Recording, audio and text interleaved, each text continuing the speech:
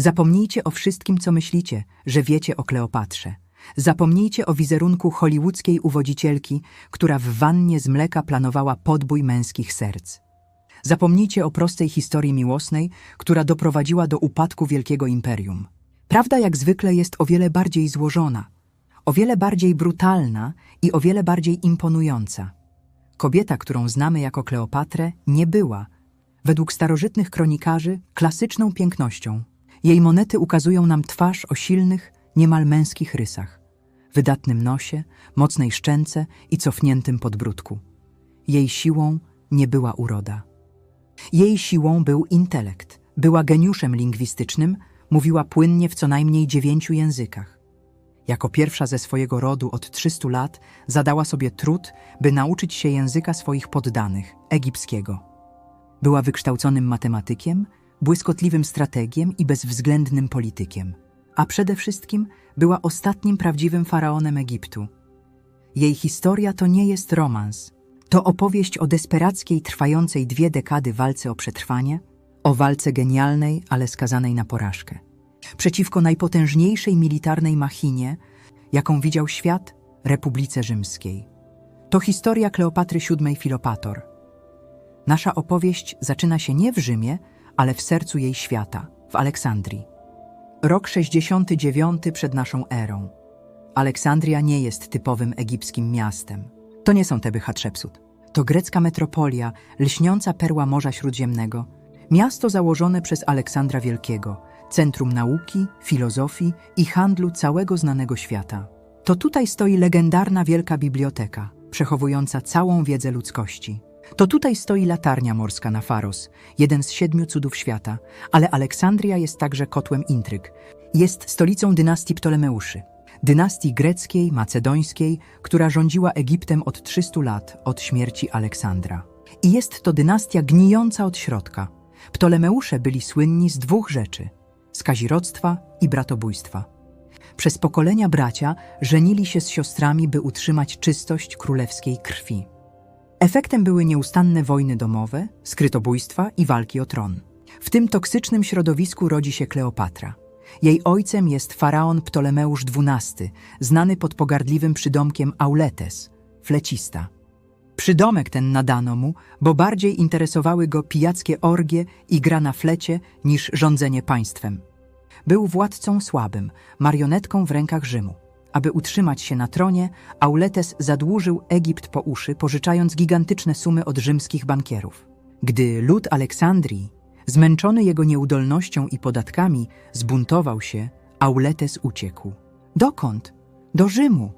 Tam przez lata żebrał i przekupywał senatorów, by przywrócili go na tron. Ostatecznie Rzym interweniował, ale cena była straszliwa. Egipt stał się de facto rzymskim protektoratem. W takiej atmosferze dorasta Kleopatra. Nie jest naiwną księżniczką, jest świadkiem upadku ojca. Widzi, jak jej starsze siostry próbują przejąć władzę i jak giną w chaosie. Obserwuje rzymskich namiestników i senatorów, którzy traktują jej kraj jak prywatny skarbiec. Uczy się nie tylko greki i egipskiego, uczy się etiopskiego, hebrajskiego, aramejskiego, języków Medów i Partów. Pochłania wiedzę z Wielkiej Biblioteki. Studiuje retorykę, prawo, strategię wojskową. Rozumie, że jej jedynym wrogiem, jej jedynym zagrożeniem i jej jedyną szansą jest Rzym. W roku 51 przed naszą erą flecista umiera. W swoim testamencie, zatwierdzonym przez Rzym, przekazuje władzę swojej 18-letniej córce, Kleopatrze VII oraz jej młodszemu bratu, 10-letniemu Ptolemeuszowi XIII. Zgodnie z tradycją, rodzeństwo musi się pobrać. Kleopatra nie zamierza jednak dzielić się władzą, zwłaszcza z dzieckiem. Natychmiast przejmuje inicjatywę. Zaczyna bić monety tylko z własnym wizerunkiem, co jest aktem bezprecedensowym. Usuwa imię brata z oficjalnych dokumentów. Rządzi sama, twardą ręką, próbując naprawić finanse państwa zrujnowane przez ojca. Ale w Aleksandrii nie rządzi 10-letni król. Rządzą jego opiekunowie. 3 potężnych mężczyzn: Eunuch Potinus, minister finansów, Achillas, dowódca armii, oraz Teodot Skios, nauczyciel retoryki. Ta trójka widzi w młodej, ambitnej królowej śmiertelne zagrożenie dla swoich wpływów. Przez 3 lata trwa zimna wojna domowa. W roku 48 przed naszą erą Pothinus i Achillas dokonują przewrotu. Wykorzystują nieurodzaj, głód i gniew tłumów, by oskarżyć Kleopatrę o spisek. Kleopatra pokonana musi ratować się ucieczką. Zostaje wygnana z Aleksandrii. Ma teraz 21 lat i straciła wszystko. Jej brat, Ptolemeusz XIII, zasiada na tronie jako jedyny władca, marionetka w rękach swoich doradców. Kleopatra nie poddaje się. Na pustyni na granicy z Syrią zbiera armię najemników. Przygotowuje się do otwartej wojny domowej o odzyskanie tronu. I wtedy, w idealnym momencie, los rzuca na brzeg Egiptu kość, która zmienia zasady gry. W tym samym roku, tysiące kilometrów dalej, Republika Rzymska rozrywa samą siebie na strzępy. Dwóch największych wodzów, Juliusz Cezar i Gnejusz Pompejusz, toczy wojnę o panowanie nad światem. Pod Farsalos, w Grecji, Cezar miażdży armię Pompejusza. Pompejusz Wielki, pokonany, ucieka. Gdzie szuka schronienia? W Egipcie. Liczy na pomoc młodego króla Ptolemeusza, któremu kiedyś pomógł jego ojciec. Gdy statek Pompejusza przybija do brzegów Egiptu, doradcy Ptolemeusza stają przed straszliwym dylematem. Co zrobić? Przyjąć Pompejusza i narazić się na gniew zwycięskiego Cezara? Czy odmówić mu i obrazić potężnego rzymskiego wodza? Pothinus i Achillas wybierają trzecią, jak im się wydaje, najsprytniejszą opcję. Wysyłają łódź na spotkanie Pompejusza. Zapraszają go na brzeg. Gdy tylko Pompejusz stawia stopę na egipskiej ziemi, na oczach swojej żony i synów obserwujących z pokładu statku, zostaje zamordowany. Jego głowa zostaje odcięta i zakonserwowana w soli. Kilka dni później w Aleksandrii ląduje Juliusz Cezar. Przybywa w pościgu za wrogiem. Ma ze sobą tylko garstkę żołnierzy. Opiekunowie króla witają go z uśmiechami. W geście dobrej woli i sojuszu wręczają mu prezent. Odciętą głowę Pompejusza Wielkiego oczekują wdzięczności. Reakcja Cezara jest zupełnie inna. Cezar, widząc głowę swojego rywala, ale też zięcia i dawnego przyjaciela, wpada w furię. Jest oburzony. Nie tym, że Pompejusz nie żyje, ale tym, że jacyś barbarzyńscy słudzy śmieli zamordować rzymskiego konsula. To była obraza dla majestatu Rzymu. Cezar postanawia zostać w Aleksandrii. Oficjalnie, by jako przedstawiciel Rzymu rozsądzić spór między Ptolemeuszem a Kleopatrą. Nieoficjalnie, by przejąć kontrolę nad krajem i jego gigantycznym bogactwem, którego Rzym tak bardzo potrzebował. Zajmuje pałac królewski i wzywa do siebie oboje rodzeństwa. Dla Ptolemeusza XIII i jego doradców to katastrofa. Cezar jest w ich mieście. Dla Kleopatry, wygnanej na pustyni, to jedyna, ostatnia szansa. Problem w tym, że armia jej brata kontroluje całą Aleksandrię i port. Każdy, kto próbuje dostać się do pałacu, jest kontrolowany. Jak ma dotrzeć do Cezara, zanim Pothinus i Achillas przekupią go i nastawią przeciwko niej? I tutaj dochodzi do jednej z najsłynniejszych scen w historii. Sceny, która pokazuje geniusz i brawurę Kleopatry. Kleopatra nie próbuje przebić się siłą. Wie, że musi dotrzeć do Cezara osobiście, sam na sam. Wraz ze swoim zaufanym sługą Apollodorosem z Sycylii podpływa do portu małą rybacką łódką pod osłoną nocy.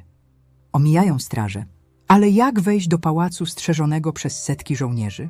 Kleopatra każe Apollodorosowi rozłożyć na ziemi duży, gruby worek na pościel. Lub, jak chce bardziej romantyczna legenda, bezcenny perski dywan. Kładzie się na nim.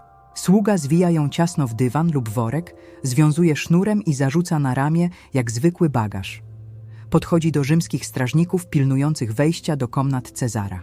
Mówi im, że niesie wielki, cenny dar dla ich wodza. Strażnicy, widząc zwykłego tragarza z tobołkiem, śmieją się i przepuszczają go. Apollodoros wchodzi do prywatnych komnat Juliusza Cezara. Na podłodze, u stóp najpotężniejszego człowieka na świecie, rozwiązuje węzły i rozwija dywan. Z jego wnętrza wyłania się ona. 21-letnia królowa Egiptu. Wyobraźmy sobie tę scenę. Juliusz Cezar, najpotężniejszy człowiek w Rzymie, wódz, który właśnie podbił Galicję i pokonał Pompejusza, stoi w swoich prywatnych komnatach w obcym, wrogim mieście. Sługa rozwija przed nim dywan, a z jego wnętrza wyłania się 21-letnia, wygnana królowa. Cezar miał wtedy 52 lata. Był weteranem niezliczonych bitew i jeszcze liczniejszych romansów. Nie był człowiekiem, któremu łatwo było zaimponować. Ale Kleopatra nie była zwykłą kobietą. Nie przybyła jako petentka, przybyła jako królowa. Zaryzykowała wszystko, włącznie z życiem, by ominąć armię brata i dostać się do niego. Ten akt niewiarygodnej brawury i strategicznego geniuszu musiał zaimponować Cezarowi bardziej niż jakakolwiek uroda. Ale miała też urodę. Jak pisze Plutarch, nie była to uroda, która uderzała od pierwszego wejrzenia. Była to uroda, która zasadzała się na jej uroku, jej charyzmie i przede wszystkim na jej głosie. Historycy opisują jej głos jako melodyjny, jak instrument o wielu strunach, a do tego był jej intelekt. Zamiast padać mu do stóp, zaczęła z nim rozmawiać. Płynnie, po grecku, języku, który oboje znali doskonale jako język kultury i dyplomacji. Nie musiała korzystać z tłumaczy. Przedstawiła swoją sprawę, argumentowała, że to ona jest prawowitą władczynią, odsuniętą od tronu przez spisek niekompetentnych doradców, którzy ośmielili się zamordować rzymskiego konsula Pompejusza. Spędzili razem noc. Rankiem, gdy do pałacu wezwano jej brata, młodego Ptolemeusza XIII, ten zastał siostrę nie w lochu, ale u boku Cezara, śmiejącą się i rozmawiającą jak równy z równym. Młody król wpadł w furię. Zrozumiał, że w jednej chwili przegrał wszystko. Wybiegł z pałacu na ulicę Aleksandrii. Zerwał z głowy diadem i krzyczał do tłumu, że został zdradzony. Jego doradcy, Potinus i Achillas, również zrozumieli, że ich plan, by przypodobać się Cezarowi, spalił na panewce. Kleopatra właśnie ich ograła. Cezar, próbując zachować pozory rzymskiej sprawiedliwości, ogłosił, że wypełni wolę ich ojca. Zmusił rodzeństwo do publicznego pojednania i ogłosił, że będą rządzić wspólnie. Ale dla Potinusa i Achillasa było to równoznaczne z wyrokiem śmierci. Wiedzieli, że dopóki Cezar jest w mieście, władza Kleopatry będzie rosła. Postanowili działać. Achillas, dowódca egipskiej armii liczącej 20 000 żołnierzy, ruszył na Aleksandrię.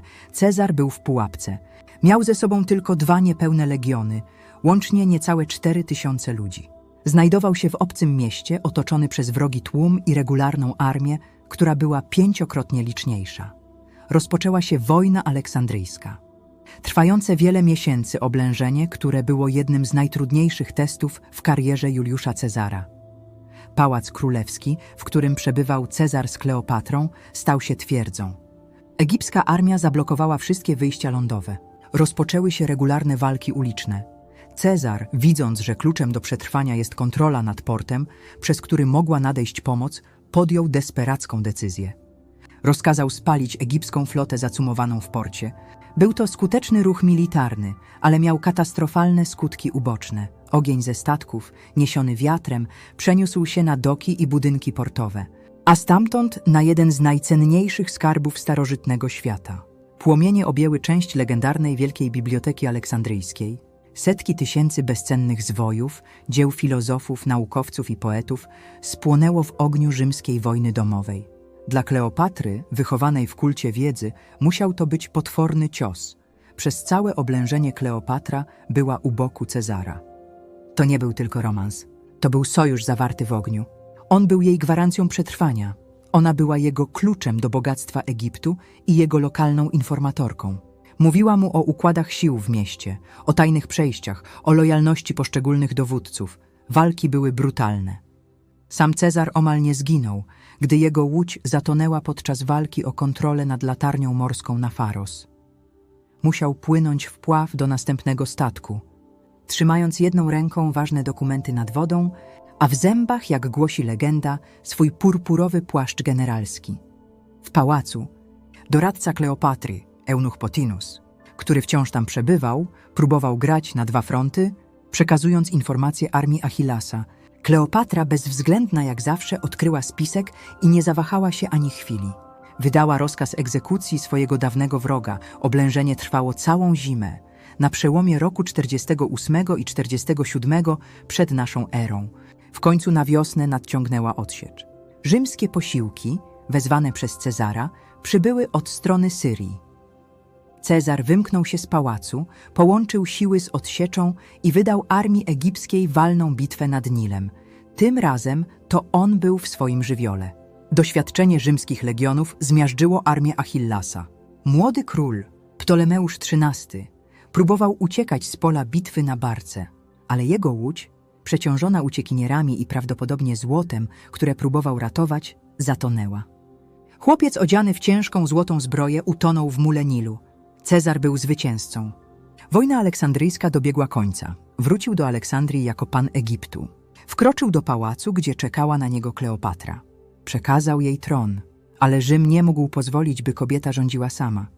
Cezar, trzymając się tradycji, wyznaczył jej nowego współwładcę.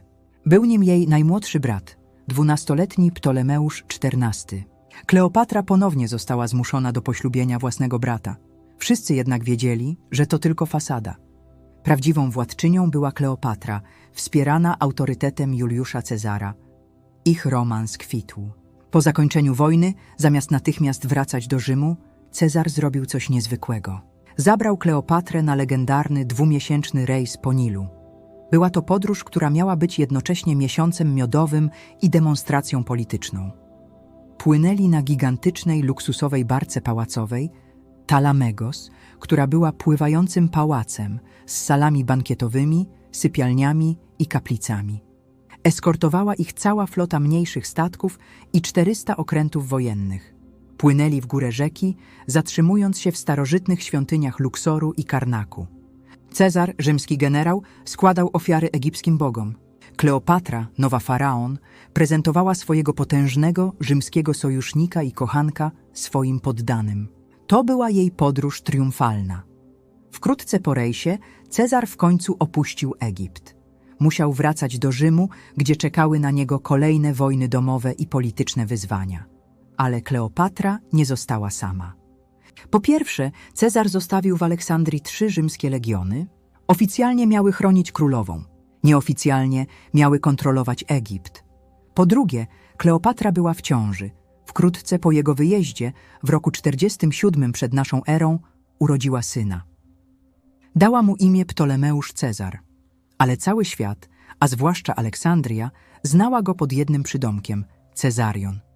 Mały Cezar. Dla Kleopatry to dziecko było ostatecznym triumfem. To nie był tylko owoc miłości. To był majstersztyk polityczny. Miała teraz dziedzica, który łączył w sobie krew faraonów i krew najpotężniejszego człowieka w Rzymie. To był jej zakład na przyszłość.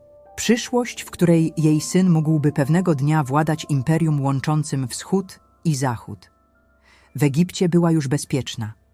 Jej marionetkowy mąż-brat nie stanowił zagrożenia. Armia rzymska gwarantowała jej spokój. Ale Kleopatra wiedziała, że prawdziwa gra toczy się gdzie indziej, w Rzymie. Kleopatra wiedziała, że jej pozycja w Aleksandrii jest tymczasowo bezpieczna, ale jej prawdziwa przyszłość i przyszłość jej syna zależała wyłącznie od Rzymu. Juliusz Cezar był teraz niekwestionowanym panem republiki, dyktatorem, który miażdżył ostatnich zwolenników Pompejusza. W roku 46 przed naszą erą Cezar, pokonawszy swoich wrogów w Afryce, odbył w Rzymie swój wielki, poczwórny triumf, święto jego zwycięstw nad Galią, Egiptem, Pontem i Afryką. I wtedy zrobił coś, co wstrząsnęło konserwatywną rzymską arystokracją. Oficjalnie zaprosił Kleopatrę do Rzymu. Nie przybyła jako pokonana wasalka czy zakładniczka. Przybyła jako oficjalny sojusznik i przyjaciel ludu rzymskiego. Przywiozła ze sobą cały swój egzotyczny dwór, swojego marionetkowego brata męża, Ptolemeusza XIV oraz, co najważniejsze, swój największy atut polityczny, małego Cezariona. Żywy dowód jej związku z Cezarem. Cezar nie mógł umieścić jej w swoim oficjalnym domu, gdzie mieszkała jego rzymska żona, Kalpurnia. Zamiast tego ulokował ją w jednej ze swoich najwspanialszych willi po drugiej stronie Tybru. Był to otwarty, publiczny sekret, który rozwścieczył starych senatorów. Rzym nienawidził królów, a jeszcze bardziej nienawidził orientalnych, potężnych, niezależnych królowych. Dla ludzi takich jak Cyceron, Kleopatra była uosobieniem wszystkiego, czym gardzili, obcego luksusu, dekadencji, a przede wszystkim zagrożenia dla rzymskich, republikańskich cnót. Cyceron pisał o niej w swoich listach z nieskrywaną pogardą, narzekając na jej arogancję i bezczelność. Ale Kleopatra nie przybyła tam dla przyjemności. Przybyła, by prowadzić politykę. Jej willa natychmiast stała się alternatywnym dworem, centrum życia towarzyskiego i politycznego Rzymu. Przyjmowała najważniejszych rzymskich senatorów, filozofów i artystów. Dyskutowała z nimi, budowała sojusze, negocjowała traktaty handlowe dla Egiptu, przede wszystkim jednak dążyła do jednego nadrzędnego celu. Chciała, by Cezar oficjalnie uznał Cezariona za swojego syna i być może przyszłego dziedzica. Cezar był nią jawnie zachwycony. Publicznie okazywał jej względy.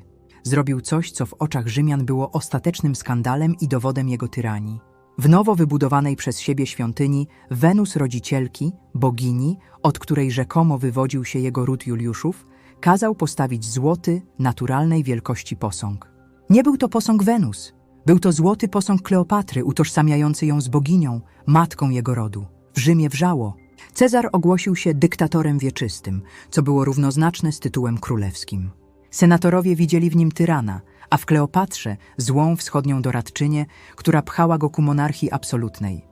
Szeptano, że Cezar planuje przenieść stolicę imperium z Rzymu do Aleksandrii. Szeptano, że chce ją poślubić i uczynić Cezariona swoim następcą, pomijając swojego adoptowanego wnuka, Oktawiana.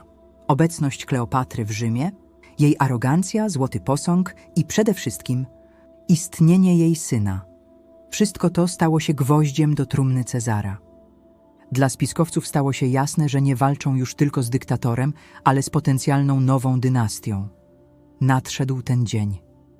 Idy marcowe, rok 44 przed naszą erą. Tego dnia Juliusz Cezar, idąc na posiedzenie Senatu, został otoczony przez grupę senatorów pod wodzą Brutusa i Cassiusza. Wyciągnęli ukryte sztylety i zadali mu 23 ciosy.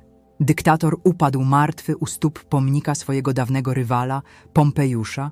Dla Kleopatry to była absolutna katastrofa. W jednej chwili runął cały jej świat. Jej protektor, kochanek, ojciec jej dziecka, gwarant jej władzy i bezpieczeństwa Egiptu, nie żył. Rzym pogrążył się w chaosie. Wściekły tłum, podburzony mową Marka Antoniusza, palił domy spiskowców. Ale Kleopatra wiedziała, że nie ma tu czego szukać. Z sojuszniczej królowej stała się nagle celem. Senatorowie, którzy zamordowali Cezara, nienawidzili jej równie mocno. Musiała uciekać. W pośpiechu, prawdopodobnie pod osłoną nocy, zebrała swój dwór i swojego syna. Potajemnie opuściła Rzym i wsiadła na statek, który jak najszybciej zabrał ją z powrotem do Aleksandrii. Wróciła do Egiptu jako uchodźczyni, ale wciąż jako królowa. Jej sytuacja była jednak dramatycznie niestabilna. W Rzymie o władzę walczyli teraz następcy Cezara, jego oficjalny spadkobierca, młody, chorowity, ale genialnie zimny i wyrachowany Oktawian oraz jego najbardziej zaufany wódz, weteran, geniusz pola bitwy i bon vivant, Marek Antoniusz Kleopatra, wiedziała, że w tej nowej, brutalnej rozgrywce musi najpierw zabezpieczyć własny tron. Wciąż miała oficjalnego współwładcę, swojego młodszego brata Ptolemeusza XIV. Miał teraz około 15 lat. Stawał się mężczyzną. W każdej chwili mógł, podburzony przez niezadowolonych doradców lub nawet przez Rzym, zażądać realnej władzy. Kleopatra nie zamierzała ryzykować kolejnej wojny domowej. Nie teraz, gdy Rzym płonął i nie było wiadomo, kto wygra. Wkrótce po jej powrocie do Aleksandrii Ptolemeusz XIV zmarł. Jego śmierć była nagła i dla Kleopatry niezwykle wygodna. Starożytni historycy nie mają wątpliwości. Królowa zabezpieczyła swoje tyły, usuwając ostatniego męskiego rywala z rodu Ptolemeuszy. Natychmiast koronowała na współwładcę swojego jedynego syna, 3-letniego Cezariona. Odtąd miała rządzić jako matka regentka króla Egiptu, Ptolemeusza XV Cezara. Jej władza w Egipcie była teraz absolutna. Tymczasem w Rzymie chaos się pogłębiał. Oktawian i Antoniusz najpierw połączyli siły, tworząc drugi triumvirat. Poprowadzili armię na wschód, by pomścić Cezara. W roku 42 przed naszą erą, w decydującej bitwie pod Filipi, pokonali armię Brutusa i Cassiusza, którzy popełnili samobójstwo. Republika Rzymska umarła wraz z nimi. Zwycięzcy podzielili świat. Oktawian, młody, ale przebiegły, wziął Zachód, Rzym i Italię, Marek Antoniusz. Weteran, człowiek czynu, wziął wschód, Grecję, Azję mniejszą i, co najważniejsze, kontrolę nad bogatymi prowincjami wschodnimi, Kleopatra. Królowa Egiptu, najbogatszego królestwa na wschodzie, znalazła się nagle w strefie wpływów Marka Antoniusza. Antoniusz był człowiekiem o niezaspokojonym apetycie. Potrzebował dwóch rzeczy, których Kleopatra miała w nadmiarze. Pieniędzy, by opłacić swoje gigantyczne legiony i zboża, by wykarmić swoje armie. Potrzebował też floty. W roku 41 przed naszą erą Marek Antoniusz, nowy pan wschodu, przebywał w Tarsie, w dzisiejszej południowej Turcji. Stamtąd wysłał do Kleopatry oficjalne wezwanie.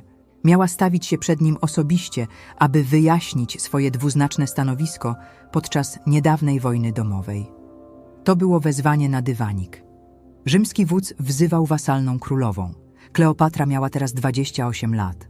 Była u szczytu swojej inteligencji i uroku. Doskonale wiedziała, z kim ma do czynienia. Cezar był starym intelektualistą. Z nim wygrała brawurą i intelektem, wyskakując z dywanu. Antoniusz był zupełnie inny. Był żołnierzem, który kochał teatr, luksus, wielkie gesty i wino. Uważał się za wcielenie Dionizosa. Kleopatra zrozumiała, że jeśli spotka się z nim jako pokorna petentka, przegra. Musiała zagrać w jego grę, ale na własnych zasadach. Postanowiła nie przybyć jako królowa. Postanowiła przybyć jako bogini. Antoniusz czekał w Tarsie, gotowy by zrugać krnąbrną królową. Dni mijały, a Kleopatra nie przybywała. Rosła jego irytacja. Ale Kleopatra nie zamierzała przybyć na wezwanie. Zamierzała urządzić spektakl.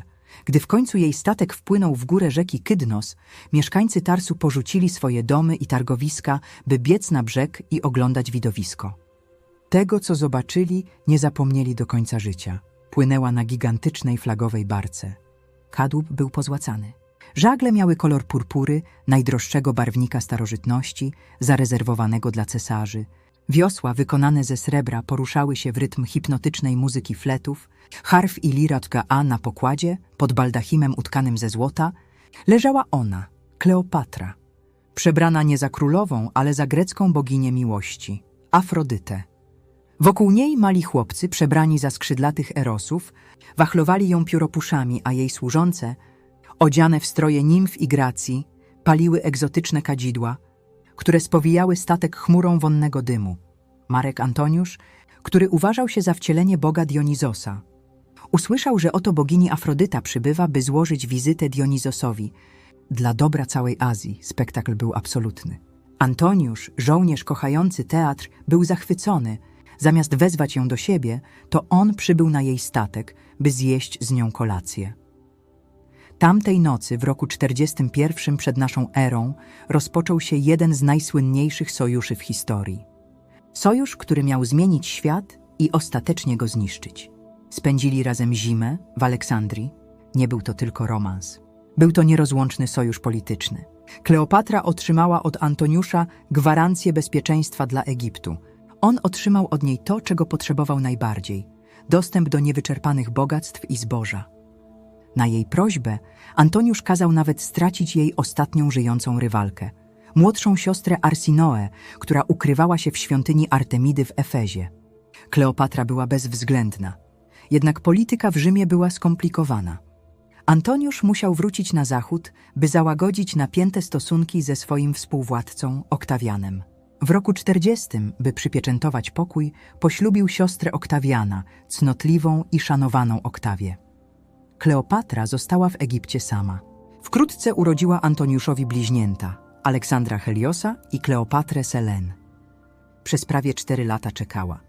Rządziła Egiptem, wzmacniała gospodarkę i obserwowała, jak jej kochanek bawi się w rzymską politykę. W roku 37 przed naszą erą Antoniusz ponownie potrzebował pieniędzy. Szykował wielką, katastrofalną w skutkach inwazję na Partię. Oktawia została w Rzymie. Antoniusz wrócił na wschód. Wrócił do Kleopatry. Tym razem nie było już odwrotu. To był ich ostateczny wybór. Ona dała mu pieniądze i flotę na jego wojny. On stał się jej partnerem na stałe. Urodziło im się kolejne dziecko, Ptolemeusz Filadelfos. A potem, w roku 34 przed naszą erą, zrobili coś, co było ostatecznym casus belli. Po powrocie z jednej z kampanii, Antoniusz urządził w Aleksandrii parodię rzymskiego triumfu. Ale to, co wydarzyło się potem, wstrząsnęło Rzymem do głębi. Wydarzenie to znamy jako donacje aleksandryjskie. W centrum miasta, na oczach tłumów, ustawiono 2 wielkie złote trony. Na jednym zasiadł Antoniusz, na drugim Kleopatra, ubrana w strój bogini Izydy. U ich stóp, na mniejszych tronach, Posadzono ich dzieci oraz Cezariona. Wtedy Antoniusz wstał i ogłosił coś, co było bezpośrednim atakiem na fundamenty władzy Oktawiana. Po pierwsze, ogłosił Kleopatrę królową królów. Po drugie, i najważniejsze, ogłosił Cezariona, syna Kleopatry i Juliusza Cezara, królem królów oraz, co kluczowe, prawdziwym, legalnym synem i dziedzicem Juliusza Cezara. Był to majstersztyk propagandowy Kleopatry i polityczne samobójstwo Antoniusza. Cała władza Oktawiana opierała się na fakcie, że był adoptowanym synem Cezara. Kleopatra właśnie ogłosiła światu, że to jej syn jest prawdziwym, rodzonym synem Boga Juliusza. Następnie Antoniusz i Kleopatra podzielili między swoje dzieci wschód, Armenię, Cypr, Libię, Syrię, terytoria, które wciąż należały do Rzymu. W Rzymie wybuchła panika. Oktawian, który do tej pory ledwo tolerował Antoniusza, dostał do ręki broń ostateczną. Przez lata budował swój wizerunek jako obrońcy rzymskich tradycji, podczas gdy Antoniusz marnotrawił czas na wschodzie.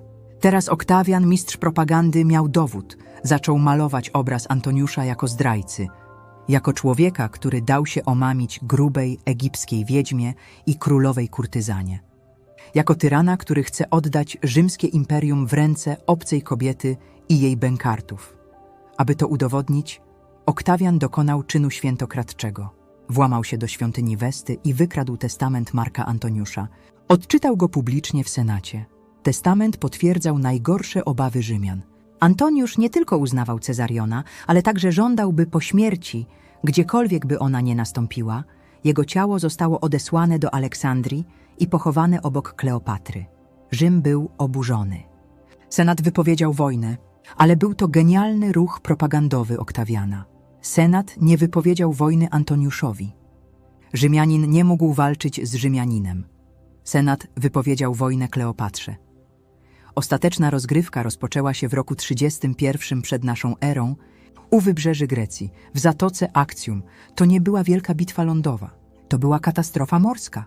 Potężna, ale powolna i ciężka flota Kleopatry i Antoniusza została zablokowana w zatoce przez lżejsze, zwinniejsze i doskonale dowodzone przez generała Agryppę okręty Oktawiana. Przez wiele dni trwał pad. W końcu Antoniusz i Kleopatra podjęli desperacką próbę przerwania blokady. Kleopatra, dowodząca swoją egipską eskadrą, wykorzystała zmianę wiatru i na pełnych żaglach przebiła się przez linię wroga, uciekając na otwarte morze. Antoniusz, widząc odpływający statek flagowy Kleopatry, porzucił swoją armię. Porzucił swoich żołnierzy, którzy wciąż walczyli. Przesiadł się na szybki okręt i popłynął za nią. Dla jego armii i floty był to koniec. Widząc dezercję wodza, poddali się Oktawianowi. Kleopatra i Antoniusz wrócili do Aleksandrii jako pokonani. Ich sojusz militarny legł w gruzach. Czekali tylko na nieuchronny koniec. W roku 30 przed naszą erą Oktawian przybył do Egiptu na czele swoich legionów. Antoniusz, opuszczony przez resztki swoich wojsk, które przeszły na stronę Oktawiana, pogrążył się w rozpaczy. W pewnym momencie dotarła do niego fałszywa wiadomość, że Kleopatra popełniła samobójstwo. Nie widząc już sensu w życiu, rzucił się na swój miecz. Nie zginął jednak od razu. Śmiertelnie ranny dowiedział się, że Kleopatra wciąż żyje. Ukryła się wraz ze swoimi najwierniejszymi służącymi w swoim grobowcu, monumentalnym mauzoleum, które kazała zbudować. Antoniusz poprosił, by zaniesiono go do niej. Mauzoleum było już jednak zabarykadowane od środka. Kleopatra, bojąc się otworzyć drzwi, spuściła liny. Umierający Antoniusz został wciągnięty na linach na szczyt budowli i wciągnięty przez okno. Zmarł w jej ramionach. Kilka dni później do mauzoleum wdarli się żołnierze Oktawiana. Schwytali Kleopatrę. Oktawian nie chciał jej śmierci. Wręcz przeciwnie, chciał ją żywą. Miał dla niej specjalne plany. Chciał, by uświetniła jego triumf w Rzymie. Marzył o tym, by poprowadzić ją, zakutą w złote łańcuchy, ulicami Rzymu, jako symbol swojego ostatecznego zwycięstwa. Doszło między nimi do spotkania. Kleopatra, teraz już bezbronna, próbowała ostatniej karty. Próbowała negocjować. Być może próbowała go uwieść, tak jak uwiodła Cezara i Antoniusza. Ale Oktawian był inny. Był zimny, wyrachowany, nieczuły na jej urok. Nie dał jej żadnej nadziei. Kleopatra zrozumiała. Zrozumiała, że jej los jest przesądzony, że czeka ją największe upokorzenie. Nie zamierzała na to pozwolić. Nie ona. Nie królowa, która była wcieleniem Izydy. Nie ostatni faraon. Wysłała do Oktawiana list, prosząc, by pochowano ją obok Antoniusza. Oktawian zrozumiał, co to oznacza. Natychmiast wysłał strażników do jej komnat. Ale było już za późno. Strażnicy znaleźli ją martwą. Leżała na swoim złotym łożu, ubrana we wspaniałe królewskie szaty. Jej dwie służące, Iras i Charmion, umierały u jej stóp, do końca poprawiając diadem na głowie swojej pani. Jak umarła? Legenda utrwalona przez Rzymian mówi o koszu fig, na którego dnie ukryta była żmija, symbol boskiej władzy faraonów. Czy tak było? Nie wiemy. Być może użyła szybko działającej trucizny ukrytej w szpilce do włosów. Nie miało to znaczenia. Osiągnęła swój cel.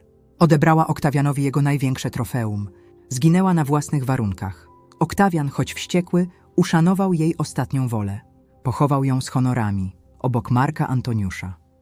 Co do jej dzieci. Cezarion, mały Cezar, prawdziwy syn Juliusza Cezara, został wytropiony i stracony. Oktawian miał powiedzieć: zbyt wielu Cezarów to zły pomysł. Dzieci, które miała z Antoniuszem, zostały zabrane do Rzymu i wychowane przez porzuconą żonę Antoniusza, Oktawię. Egipt przestał istnieć jako niezależne królestwo. Stał się prywatną własnością nowego cesarza, Oktawiana Augusta. Era faraonów, trwająca 3000 lat, dobiegła końca wraz ze śmiercią Kleopatry. Jej historia została napisana na nowo przez zwycięzców. Rzymska propaganda zrobiła z niej wampa, orientalną uwodzicielkę, która zniszczyła wielkiego rzymskiego wodza. Zatuszowano jej intelekt, jej polityczny geniusz, jej desperacką walkę o utrzymanie niezależności kraju w obliczu niepowstrzymanej siły Rzymu. Ostatecznie jednak to jej legenda przetrwała. Przetrwała Oktawiana, przetrwała Rzym.